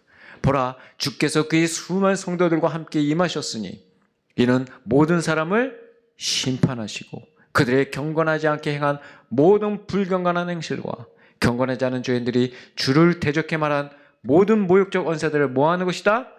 책망하는 것이다. 이게 바로 7대손 에녹이 당시에 외쳤던 그 메시지예요. 데칼코마니 왼쪽에 있었던 이 라멕, 카인의 후에 제7대손 이 라멕은 하나님이 정해놓으신 그 부부의 룰을 깨트려버리고 두 부인과 4명의 자녀들과 함께 나름대로 행복을 구가하면서 살았어요. 하지만 이쪽에 있는 데칼코마니 오른쪽에는 이 에녹은 비록 당시 평균 수명의 반도 되지 못하는 365년을 살았지만 하나님과 일평생 동행하다가 하나님 나라에 안긴 놀라운 예언자였어요. 여러분 히브리서 11장 6절을 많은 어른들이 좋아합니다. 액자에 걸어놓기도 해요. 같이 읽어볼까? 시작. 믿음이 없이는 하나님을 기쁘게 할 수 없습니다. 그러므로 하나님께 나아가는 자는 하나님이 계신 것과 하나님은 그분을 간절히 찾는 사람들에게 상 주시는 분임을 믿어야 합니다. 이건 좋아하면서 매 바로 앞에는 5절은 몰라요. 5절 시작. 믿음으로 에녹은 죽음을 보지 않고 들림을 받았습니다. 하나님께서 그를 데려가셨기 때문에 그는 더 이상 보이지 않았습니다. 들려가기 전에 그는 하나님을 기쁘시게 하는 사람이라는 인정을 받았습니다. 여러분,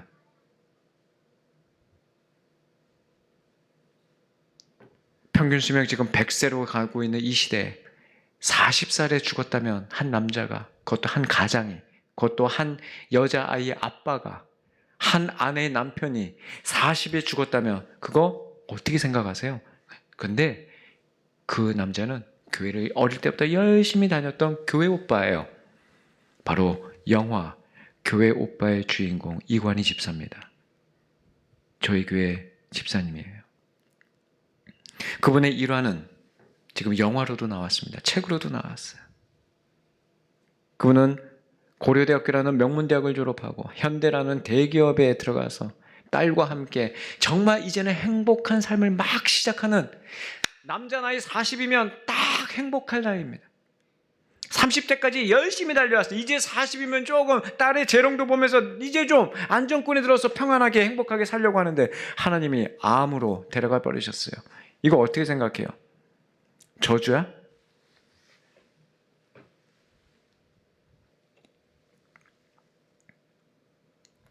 그럼 다른 케이스 하나 얘기할게요. 싫어합니다. 연세대학교에 세브란스가 있습니다. 병원 이름이에요. 세브란스라는 사람이 기금을 해서 만든 병원이 세브란스예요. 그리고 1957년도에 개교한 연희 전문 학교가 세브란스와 합치면서 연세대학교가 된 거예요. 그런 걸 알고서 진학 준비하세요. 자, 어찌됐든 그 세브란스에 가장 비싼 병동이 있습니다. 하루에 120만 원이에요. 입원비가. 완전 호텔급이죠. 거기에서 13일 만에 돌아가신 분이 있습니다. 그분의 나이가 99입니다. 꽤 오래 살았죠. 장수했습니다. 얼마 전 얘기예요. 99세를 일기로 세브란스 VIP 병동에서 죽는데요. 괴롭게 죽지 않았어요. 이렇게 죽지 않고 그냥 편안하게 잠자듯이 딱 죽었어요. 잘 들어야 돼요. 두 아들이 있습니다. 둘 다 미국에서 박사학위, 하나는 공학 박사, 하나는 의학 박사. 그리고 이분은 재산도 참 많았어요. 그러니 그런 병동에서 돌아가시겠죠. 그분이 갖고 있는 재산만 한 500억 돼요. 자, 돈, 자녀, 아까 얘기했던 그거 안고 있었던 그 아저씨의 자녀, 돈, 건강, 이거 다 이루고 죽는 그 순간도 편안하게 죽었어. 축복이에요? 이제 하나만 더 얘기할게요. 근데 그분은 하나님 몰라요. 평생 자신만 믿다가 갔어요. 나는 그분은 돌아가셨다고 보지 않습니다. 여러분, 우리는 사람이 죽으면 돌아가셨다고 표현하는데 함부로 쓰면 안 돼요.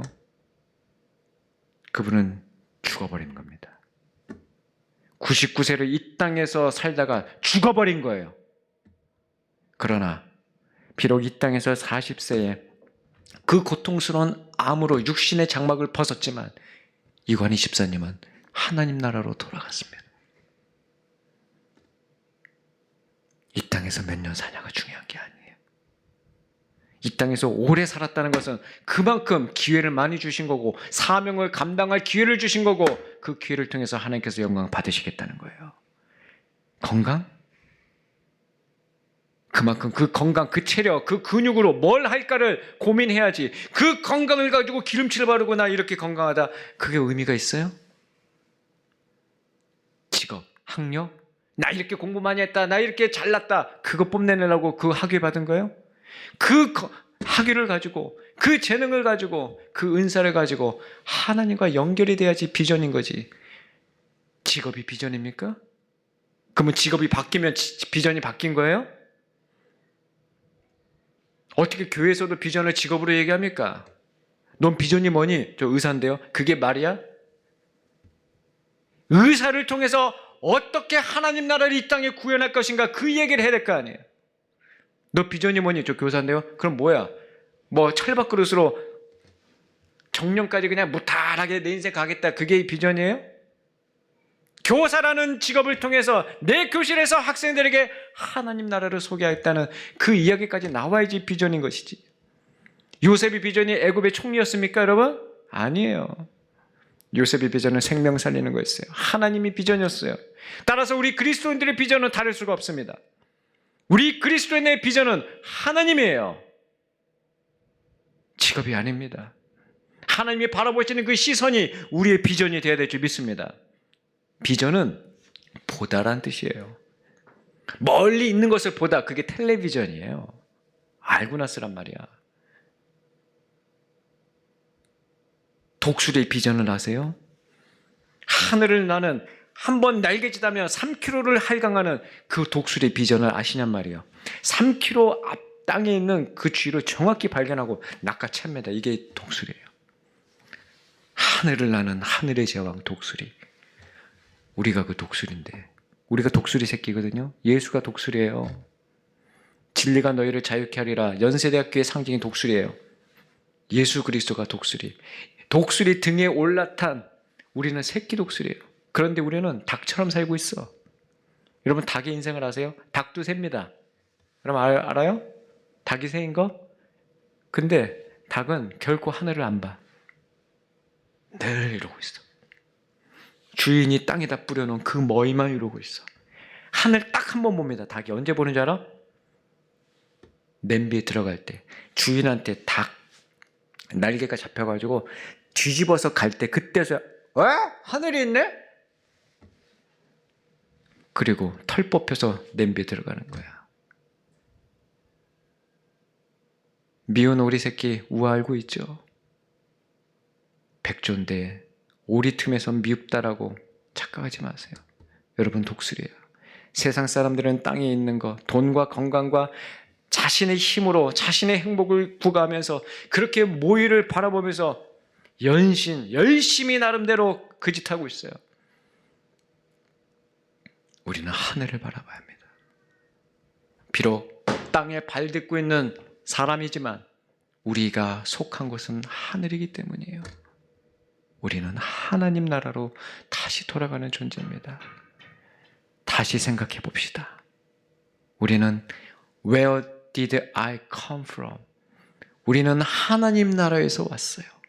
그리고 what happens after I die? 우리 육체가 죽는 그 순간 우리는 다시 하나님 품으로 돌아갑니다. 그렇다면 가운데 있는 what is the meaning of life? 왜 삽니까? 와서 돌아가는 그 순간까지 하나님이 우리에게 주신 그 놀라운 사명을 감당하기 위해서 사는 거예요. 그래서 여러분들 우리 한국어는 놀라운 과학적인 언어예요. 형태가 비슷하면 의미가 통해. 마치 이런 것처럼 사람과 사랑 비슷하게 생겼죠. 사랑받기 태어난 사람. 사람은 평생 사랑하면서 살아가는 존재가 사람입니다. 가장 중요한 건 뭘까요? 저는 가정이라고 봐요. 그것도 비슷하죠? 가정과 가정. 또 비슷한 거 소개할게요. 우리에게 주어진 생명. 숨쉬는, 심장이 뛰고 생각을 하고 움직일 수 있는 이 생명. 생명과 비슷한 한 단어로 소개할게요. 사명입니다. 반드시 우리가 이 땅에서 해야 하는 그것은 하나님을 예배하는 거예요. 하나님을 부르고 그분의 자녀됨을 내가 배우고 그분이 아버지셨군요. 나는 그분의 자녀였군요. 주님, 이게 우리의 기도가 돼야 되는 거예요. 여기서 시작하는 거예요. 사랑하는 여러분, 그때 우리는 우리 인생이 인정된 인생이 되는 거예요. 카운트되는 인생. By faith. 믿음으로. 십자가는 하나님이 우리를 향한 그 사랑의 상징입니다. 에베소서에는 이 십자가를 이렇게 얘기합니다. 크게 읽어보죠. 시작. 너희는 그 은혜에 의하여 믿음으로 말미암아 구원을 받았으니 이것은 너희에게서 난 것이 아니요 하나님의 선물이라. 면목 없이 받는 선물이에요. 내가 돈을 내고 치르는 당연한 그것이 아니라 면목 없이 내가 이걸 어떻게 받을 수 있을까? 그래서 믿음은 적극적 수동태입니다. 내가 똑똑해서 예수를 믿고 있는 게 아니라 내가 어떻게 예수님을 믿고 있지? 정말 내가 어떻게 예수를 믿고 있지? 내가 어떻게 이 자리에서 앉아있지? 내가 어떻게 예배자가 돼 있지? 놀라셔야 돼요. 내가 어떻게 이 선물을 소유했지?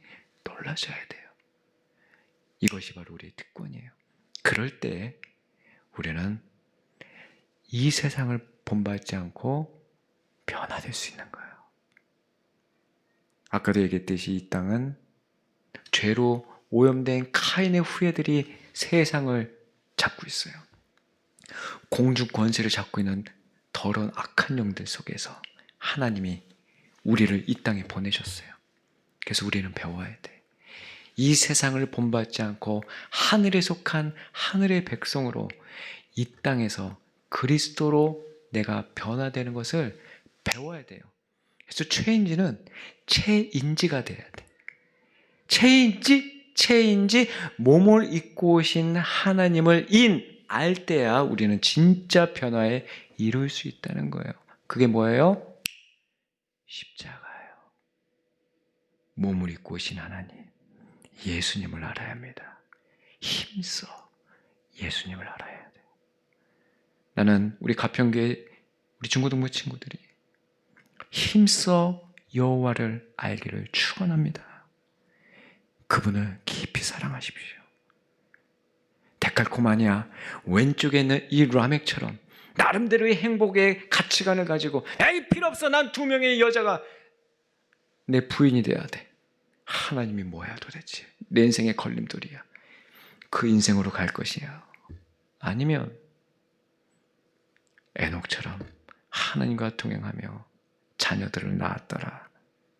하나님의 그 메시지를 선포하며 무두세라를 키웠던 그 에녹의 인생으로 갈 것이냐. 우리 선생님들과 성도님들이 좋아하는 찬송가 중에 이게 있습니다. 주와 함께 길 가는 것 4절 옛 선지자 그렇죠.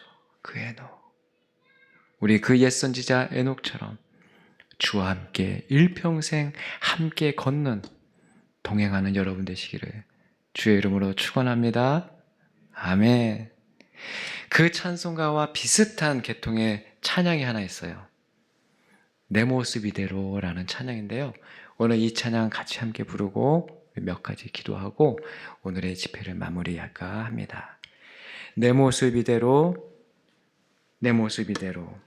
우리 가사를 함께 나누며 이 찬양을 함께 한번 불러보죠. 이 찬양에는 우리가 방금 보았던 에녹의 인생이 담겨 있어요. 그리고 예수님의 인생이 담겨 있습니다. 평생토록 로마에서 목이 잘려나가며 그 참수형을 감내했던 사도 바울의 인생이 담겨 있어요. 우리 또한 이 찬양의 가사처럼 아름다운 인생이 되어야 됩니다. 함께 이 찬양 고백해 볼까요?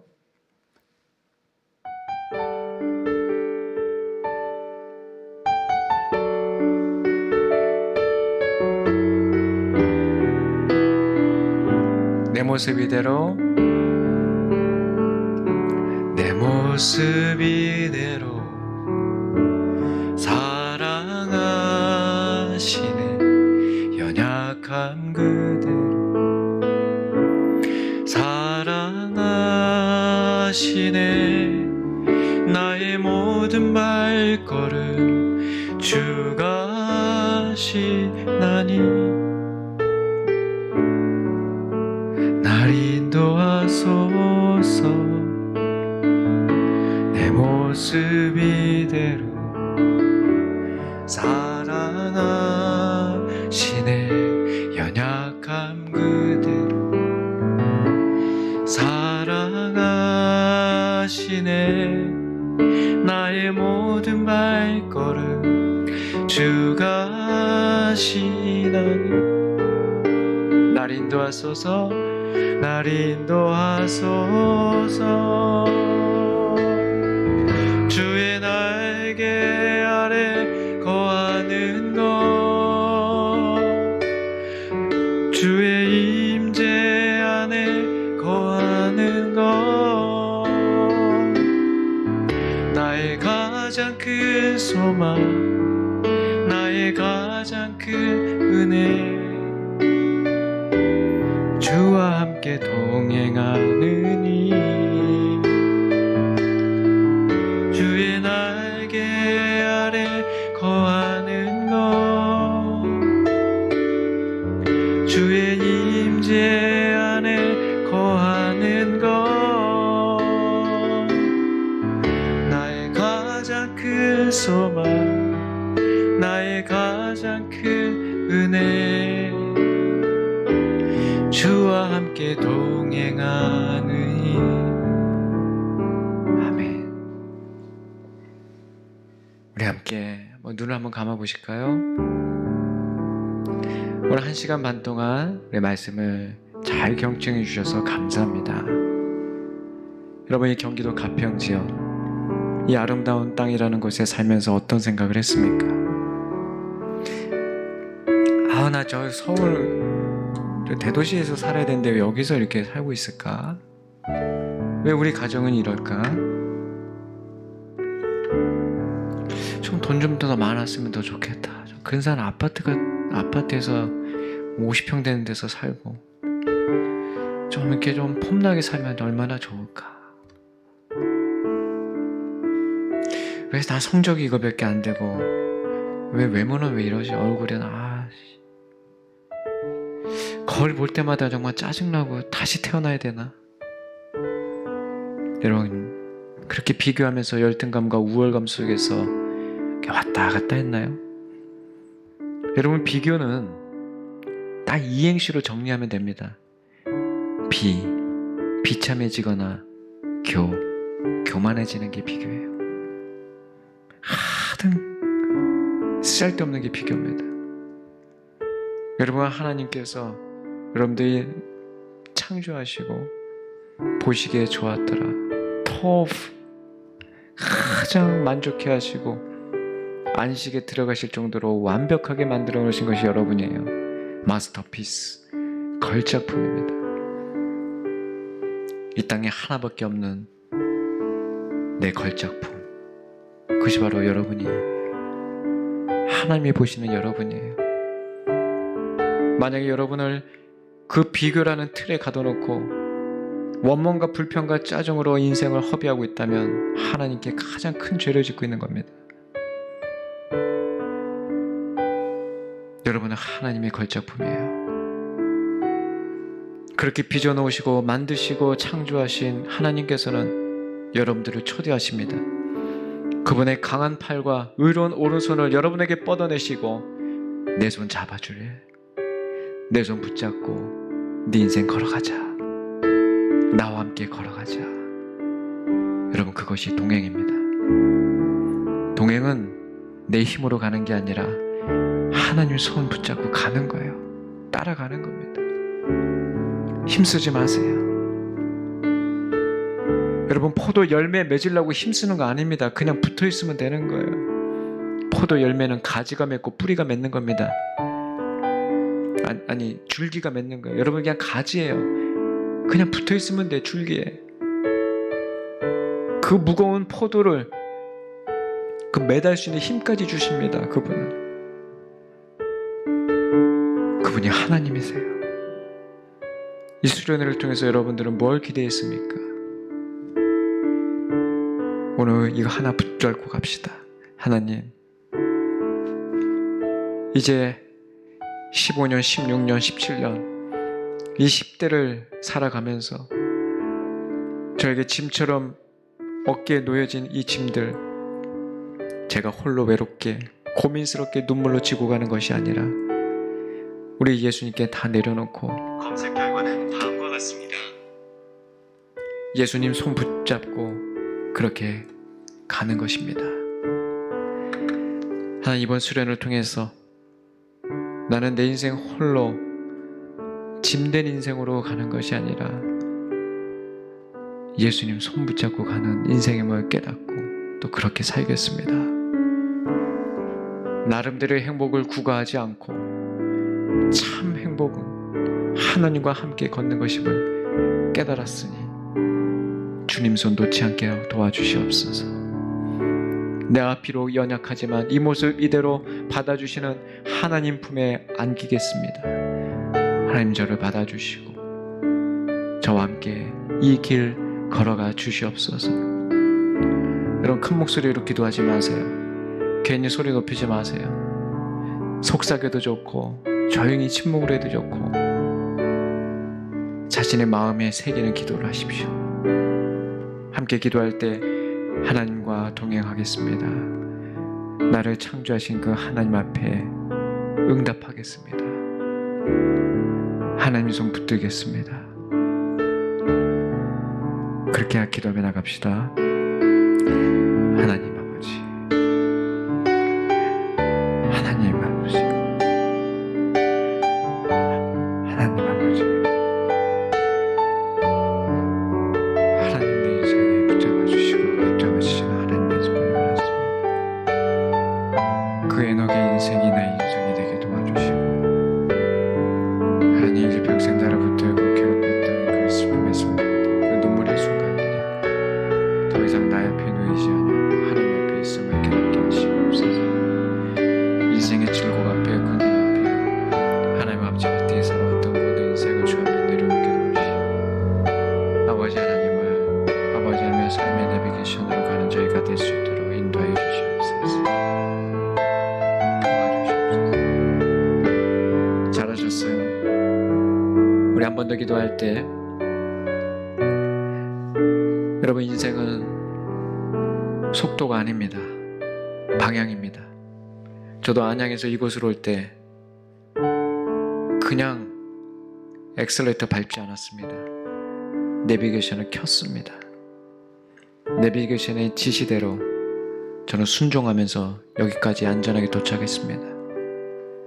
여러분의 인생의 내비게이션을 켜십시오. 포스트 모던 시대에 제각각 내비게이션을 출시하고 있어요.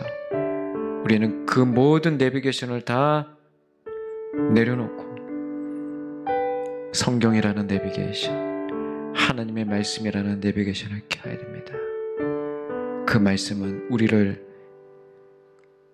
영원한 생명으로 인도할 참 방향을 알려주기 때문입니다. 우리 이 시간에 고백할 때, 하나님, 내 인생의 방향을 하나님의 말씀으로 세워주시옵소서. 예수 그리스도를 따르는 인생이 되게 도와주시옵소서. 나의 진학과 나의 진로, 모든 인생의 방향이 하나님의 말씀 앞에 있게 하여 주시옵소서. 이제는 자신의 목소리가 자신의 귀에 들리도록 우리 함께 소리를 내어서 함께 기도하며 결단을 나가겠습니다. 하나님 아버지, 감사합니다. 내 인생의 방향의 내비게이션을 주 앞에 켭니다. 상대적이고 세상이 내놓는 내비게이션을 다 내려놓고 하나님이 원하시는 내비게이션, 말씀의 내비게이션, 하나님께서 정말 내 인생의 참 성공으로 이끄는 그 내비게이션을 켜겠습니다. 구약 39권, 신약 27권, 성경의 내비게이션을 끄고 하나님의 말씀이 나의 인생을 가리키는 그 방향대로 살겠사오니 주님, 그 인생의 방향대로 순종하며 살겠사오니 붙들어 주시고, 하나님, 순종의 인생 되게 도와주시옵소서. 말씀을 사랑하는 인생 되게 도와주시옵소서. 하나님을 더 사랑하는 인생이 되게 도와주시옵소서. 그 말씀 따라 살아가는 인생 되게 도와주시옵소서. 우리 한 번 더 기도할 때 하나님, 오늘 말씀을 기억하며 함께 기도합시다. 데칼코마니가 보여주는 길, 여러분의 데칼코마니는 무엇입니까? 라멕입니까? 아니면 에녹입니까? 평생 에녹성을 쌓아놓고 하나님과 상관없이 살았던 라멕의 인생을 사시겠습니까? 아니면 비록 짧은 인생이었지만 주님과 평생 동행하며 아름다운 그 신앙의 유산을 남겼던 에녹의 인생을 사시겠습니까? 하나님, 에녹의 인생을 따르게 하였습니다. 에녹처럼 살겠습니다. 하나님과 동행하는 살겠습니다. 힘 주시옵소서. 성령의 충만함을 부어 주시옵소서. 우리 주여 한번 외치겠습니다. 주여! 하나님 아버지, 감사합니다. 내 평생 주를 따르는 인생 되게 도와주시옵소서. 내 평생 에녹의 동행의 길이 되게 도와주시옵소서. 하나님 아버지, 주와 함께 동행하는 아름다운 인생이 되게 도와주시옵소서. 데칼코마니가 가르쳐주는 놀라운 인생의 비결, 오늘 말씀을 통하여 깨달은 인생의 비결, 하나님과 손붙잡고 가는 길임을 알았습니다. 하나님 아버지, 내 인생에 놓여진 이 두 길 가운데 하나님의 손을 붙들고 가는 축복의 인생이 될 수 있도록 인도하여 주시옵소서. 아버지 하나님, 나는 비록 내 형편과 상황 속을 탓하고 원망할 수 있지만 그 길이 아니라 아버지의 어떤 상황 속에서도 주를 찬양하고 감사하는 아버지의 복된 길, 복된 인생으로 내 인생이 살아갈 수 있도록 인도하여 주시옵소서. 주의 그 어느 것과 비교하지 않게 도와주시고 참으로 나에게 보여주시는 놀라운 인생의 길, 생명의 길을 따르는 축복의 길, 순종의 길이 될 수 있도록 인도하여 주시옵소서. 주님 함께하여 주시옵소서.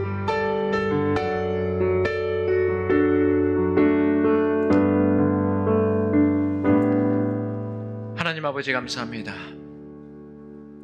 우리 가평교회 중고등부 친구들을 오늘 이때까지 하나님의 은혜로 덮어주시고 주의 날개 가운데 품어주시니 감사합니다. 사랑하는 하나님, 우리에게 놓여진 많은 길들이 있습니다. 사람들은 이 넓고 탄탄한 길, 탄탄대로로 가라고 이야기합니다. 이 대학을 가면 행복이 보장될 것 같고 저 직업을 선택하면 행복이 보장될 것 같지만, 하나님, 신기루처럼 헛되고 어떠니 모든 것이 헛되다고 말한 그 솔로몬의 지혜자의 말처럼 하나님과 함께하지 않는 것은 성공이 아닌 것임을 알았습니다. 하나님, 내가 어떤 학교로 진학하든지, 내가 어떤 직업을 선택하든지, 어떤 상황과 형편 가운데 있든지 나를 창조하시고 사랑의 눈길로 나를 바라보시는 하나님과 함께 이 길 걷게 하여 주시옵소서. 예수 그리스도 그 놀라운 사랑이 나의 인생을 덮어주시고 십자가 지신 예수 그리스도를 따라 나에게 주어진 이 십자가를 지고 따르는 인생 되게 도와 주시옵소서. 이 복된 길로 우리를 초대하신 하나님께 감사합니다. 내일부터 시작되는 새로운 한 주를 주님 축복하여 주시고 날마다 주의 주와 동행하는 아름다운 시간들이 우리 친구들에게 선물로 주어지게 하옵소서. 존귀하신 예수 그리스도 이름으로 기도 올려옵나이다. 아멘. 우리 예배를 받으신 하나님께 우리 큰 박수로 영광 올려드릴까요? 할렐루야. 아멘.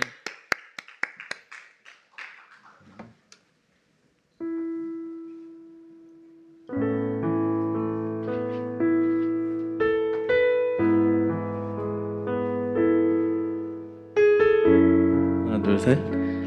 다 같이 찬양 한 곡 하면서 마무리하겠습니다. 나는 오늘도 가네. 같이 찬양하겠습니다.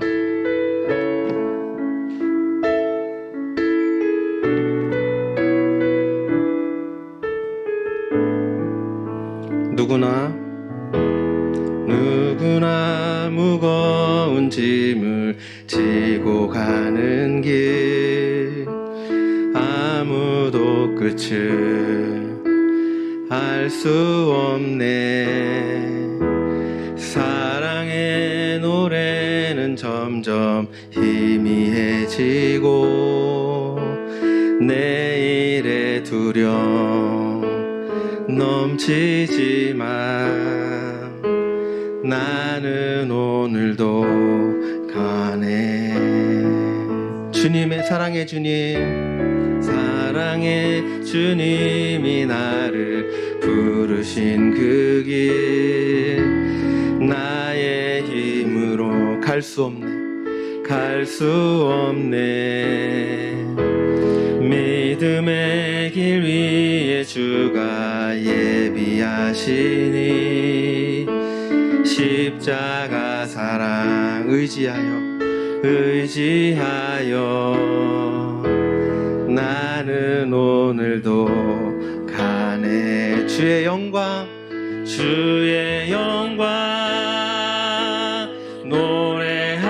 노래하리. 더 이상 나 버틸 힘이 없어도 모든 상황 끝에서 다시 설 때 알게 되리라. 크고 넓은 여호와 하나님 주의 영광 바라보리. 만군의 주 크신 나의 하나님, 전능하신 주님과 동행할 때 알게 되리라. 날 만드신 사랑 주의 영광 노래하리. 더 이상 나 버틸 힘이 없어도 모든 상황 끝에서 다시 설 때 알게 되리라. 크고 넓은 여호와 하나님 주의 영광 바라보리. 만군의 주 크신 나의 하나님, 전능하신 주님과 동행할 때 알게 되리라. 날 만드신 다시 한번 주의 영광 주님의 영광을 노래하겠습니다. 주님 이 시간 오셔서 우리와 함께하여 주시고 우리 중고등부 학생들을 아버지 주님의 삶에 인도하여 주시사 아버지 우리 학생들이 주님의 삶을 살아가는 아버지 학생들이 될 수 있도록 주님께서 인도하시고 함께하여 주시옵소서. 어떠한 상황이든지 어떠한 길이든지 아버지 주님 앞에 무릎 꿇고 기도하는 아버지 주님 우리 학생들 되게 하시고 언제나 주님만 따라가는 학생들 되게 주님께서 인도하시고 함께하여 주시옵소서. 바라보리 만군의 주 크신 나의 하나님, 전능하신 주님과 동행할 때 알게 되리라. 날 만드신 사랑. 우리를 만드시고 계획하시고 인도하신 주님의 사랑 감사합니다. 고백하는 우리 학생들 되기를 간절히 바랍니다. 아멘. 긴 시간 동안 오늘 하루 긴 시간 동안 정말 수고 많았습니다. 이 시간 우리 목사님 나오셔서 기도해 주시고 마치도록 하겠습니다. 하나님 감사합니다. 우리 가평교 중고등부 또 여름 수련회 이제 복음으로 회복되게 하소서 주제로 또 함께 하심을 감사합니다. 하나님께서 우리 창조주 되시고 예수 그리스도 통해서 우리를 구원해 주시고 하나님의 섭리 가운데 다스려 주시고 평소 시절에 정말 하나님과 동행해서 하나님 영광 돌리기를 또 소원하는 귀한 회복의 시간들 허락하심을 감사합니다.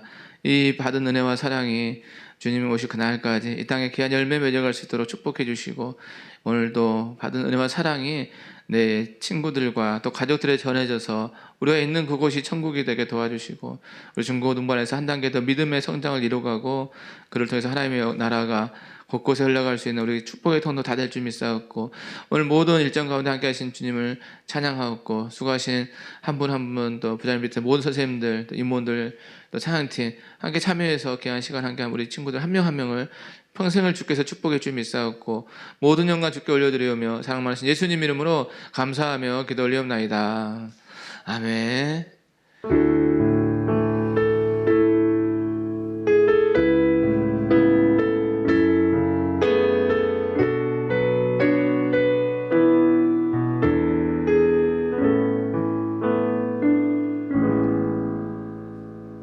네, 하나님께 영광의 박수 드리겠습니다. 감사합니다. 원래 수련회 마치면 이렇게 파송 예배 또 드리는데 기도 대신해서 오늘 일정을 여기까지 마치겠고요. 일단은 우리 뭐 이렇게 소독 가져오면 본당 앉은 대로 우리가 또 소독을 하고 우리 현수막 걷어서 단체 사진을 찍고 그리고 부장님이 준비해 주신 간식을 받아서 귀가를 하되 거리가 먼 학생들은 남으면 목사님이랑 선생님들이 집까지 바래다 드리겠습니다. 그래서 주희랑 또 어쨌든 집이 먼 학생들은 다른 친구들 가는 동안 잠깐 남으면 이렇게 하겠습니다. 오늘 수고 많으셨습니다. 네, 감사합니다. 우리 수고해준 우리 선생님과 우리 사연팀 또 수고했다고 박수 한번 하겠습니다. 네, 오늘 또 우리 옆에 친구도 수고했다고 인사로 한번 박수하겠습니다. 수고했습니다. 네, 감사합니다. 또 다음 수련회를 기약하겠습니다. 우리 선생님 그 소독 뿌리는 거랑 수건 있나요? 잠깐.